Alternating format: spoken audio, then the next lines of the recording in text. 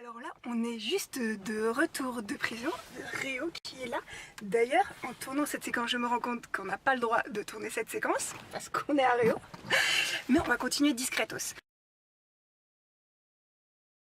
Ludovic, je trouve qu'il me fait penser physiquement à dans Walking Dead à Negan. Donc j'avoue que du coup il y a un petit côté chouchou pour Negan.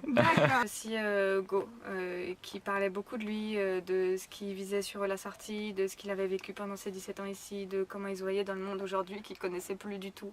Il racontait beaucoup de lui et je trouvais ça chouette. Celui de Mohamed était assez cool puisque ça parlait du poids de la famille. Finalement, ça parlait du fait que est-ce que entre guillemets on est plus ou moins lié constamment à sa famille, on peut pas s'empêcher on peut pas être libre en fait. Tant qu'on a une famille, on peut pas être libre. C'était à la fois une force et une faiblesse, donc c'était très bien. Enfin, c'était une histoire classique on fait des conneries à cause de la famille.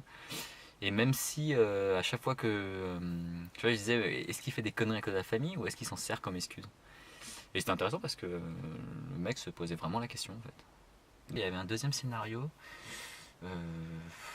qui était assez bien, mais plus parce que pareil, c'était l'histoire d'un handicapé qui voulait absolument gagner les Jeux paralympiques contre quelqu'un d'autre qui est valide.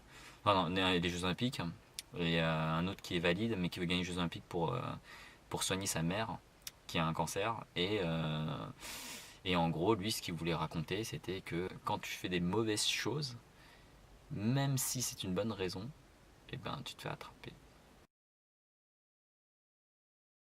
Je trouvais qu'on avait 5 personnes très différentes qui avaient toutes besoin d'être accompagnées parce que mine de rien c'était quand même leur première fois en fait dans l'écriture ou dans le dessin de scénario de BD et du coup j'ai trouvé que c'était hyper sportif d'un point de vue intellectuel, donc moi je suis claquée et j'étais bien contente d'avoir eu un chocolat chaud après. Voilà. Allez, tu nous fais un truc du rendez-vous la semaine prochaine.